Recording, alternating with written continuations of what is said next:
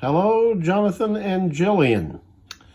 So we're going to talk about the Gulf War this morning, and there you see the ground war dates up there. This happened in February of 1991, although the air war began considerably before that. I think it started right after the turn of the year, like January 3rd or 4th, if memory serves, of 1991. And this, of course, is the Middle East. This is the country of Iraq. Here is Iran.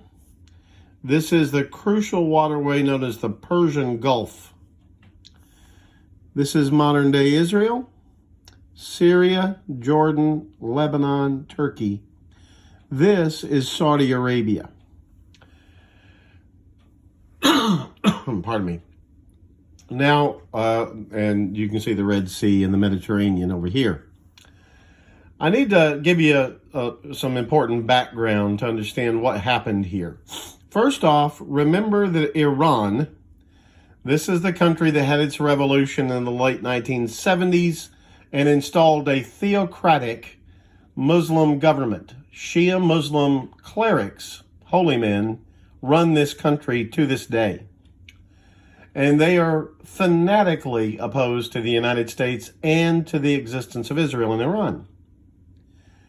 Now, Saddam Hussein, for 20 years before the early 90s, more than that, 25 years, had been the dictator of Iraq.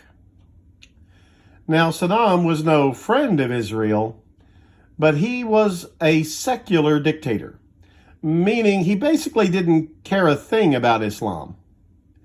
All he cared about was absolute power for himself and being an absolute dictator in Iraq.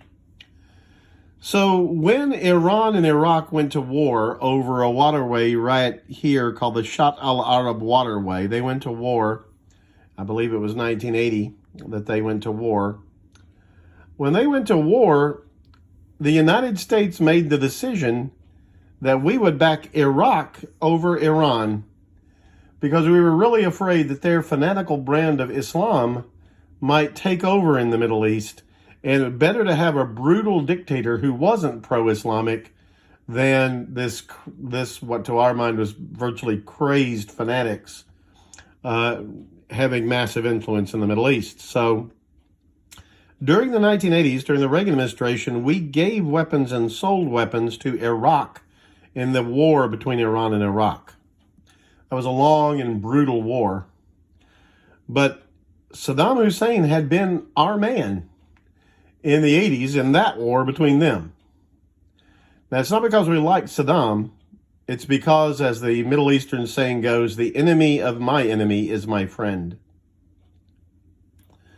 But the Iraqi army had a lot of American military equipment by the end of the 1980s. The war ended in the late 80s with basically a draw after millions dead. But one of the things Saddam had used in that war against Iran was chemical weapons. He had a stockpile of both nerve agents and caustic burning chemicals, both of which go back to World War I. You remember the World War I, the gas masks and all that? Well, Saddam actually used them against the Iranians in combat. Now, this is banned by international agreement. The Geneva Convention forbids the use of them. But Saddam didn't care. He used them. Now, keep that in mind because that's going to be very important in 2002 when we go to war with Iraq a second time. But that's not what caused the first war with Iraq. The first war with Iraq happened because of what Saddam Hussein suddenly did in August of 1990. George Bush is our president. And in August of 1990, this is the little country of Kuwait. Saddam Hussein suddenly launched an attack on Kuwait. Now, Kuwait's army is tiny, and Saddam's army was huge and well-equipped. And so the invasion of Kuwait was essentially unopposed by the Kuwaitis, not because they liked being taken over by Saddam, but because they couldn't fight back. And in a matter of like 3 hours, the Iraqis had seized the whole of Kuwait. Now, it's an independent country. It's an emirate. but it is also incredibly oil rich. There's a massive amount of oil produced in Kuwait. And you can see there, so what Saddam did is he just seized it and declared it was the 13th province of Iraq. Said it never should have been an independent country in the first place. That was all because the British colonialists did that to us back in the 40s. So he said, it should be part of Iraq, Kuwait. Well, you see that oil derrick right there? This is a reminder that Saudi Arabia, Saudi Arabia's richest oil fields are right here. And Saddam already had a lot of oil of his own. See, up here in the north, around Mosul, down here in the south. Iraq is already a major oil producer. He has seized another major oil producer and made it part of Iraq.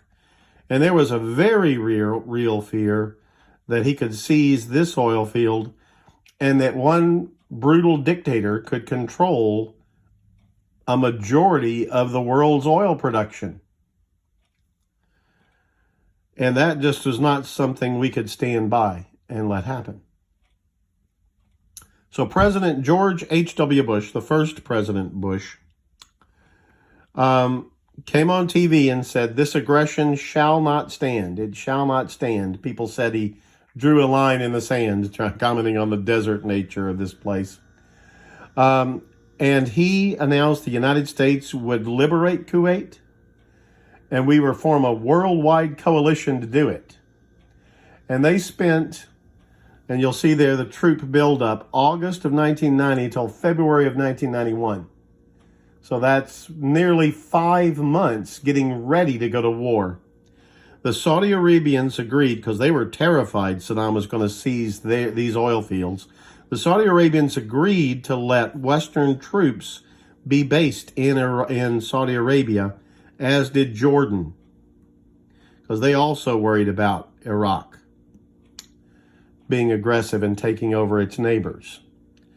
So hundreds of thousands of American and British and several other nations' troops, Australians, I remember they were involved in the land invasion. French fighter jets took part. All built up here in Saudi Arabia. Now that's going to have long-term consequences that probably nobody even imagined in 1990.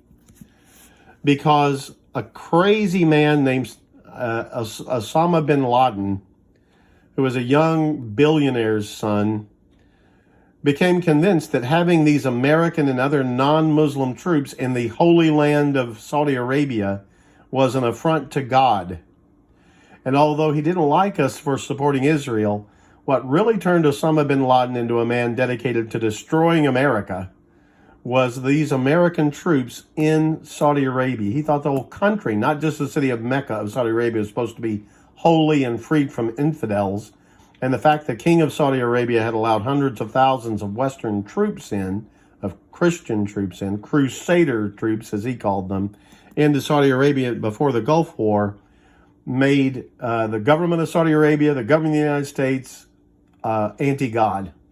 So his movement to destroy America actually began because of the buildup of troops in Saudi Arabia before the Gulf War of 1990-91.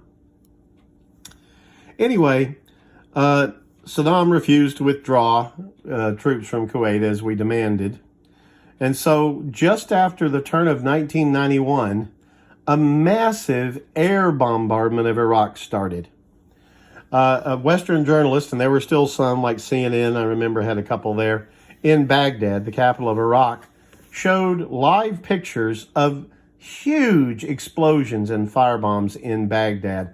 I remember that the CNN journalist referred to it as shock and awe. And just Google that sometime and look at the YouTube of that guy standing on the roof watching the palace of Saddam Hussein in Baghdad go just in a massive sea of explosions and fire. Shock and awe defined, man. But of course, Saddam wasn't in the palace. He was in an underground bunker. But we bombed the smithereens out of every place that was a military installation for about a month in Iraq. There were, unfortunately, what the military calls collateral damage, what other people call civilians who were killed accidentally. And in fact, sometimes Saddam actually built his military installations under bunkers for civilians. There was one case where we dropped a bunker buster bomb on what we knew was a headquarters building underground for the Iraqi military, but he had stashed 300 civilians on top of that bunker so they would be killed on purpose. This is the kind of thing Saddam did. He wanted the world to see how brutal America was murdering civilians. It was actually his decisions that made that happen. But anyway. Then the Allied ground forces on February 24th to 28th. See that? A mere 5 days. Our land invasion took place from Saudi Arabia after all this bombardment in the north.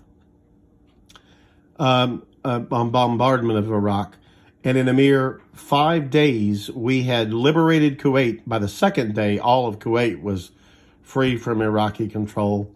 But the American forces, our tank corps, our artillerymen, just blew the smithereens out of the Iraqi army. They were no match. The Iraqis quickly learned they were being overrun and started to run for their lives. It was an utter and complete rout. Never before or since, do I believe, has the United States military and our allies ever had such a sweeping, absolute victory as we did in the Gulf War. It was a turkey shoot for the American gunners and the like. There was barely a fight. I mean, the casualties were, I'm sure, 50-1 in the ratio of dead on each side.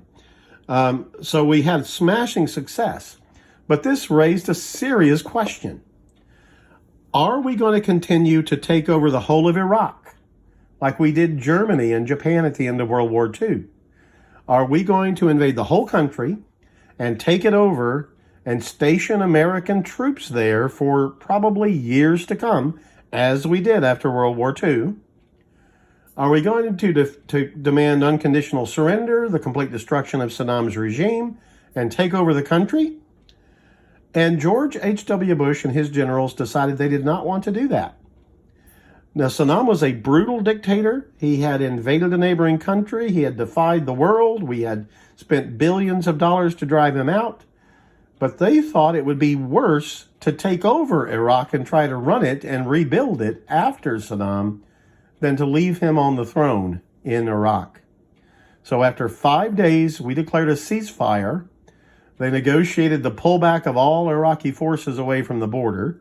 Northern Iraq, the Kurds up here, were given a high degree of autonomy under the agreement. But we left Saddam Hussein in power because we did not want to take over all of Iraq and try to run it ourselves.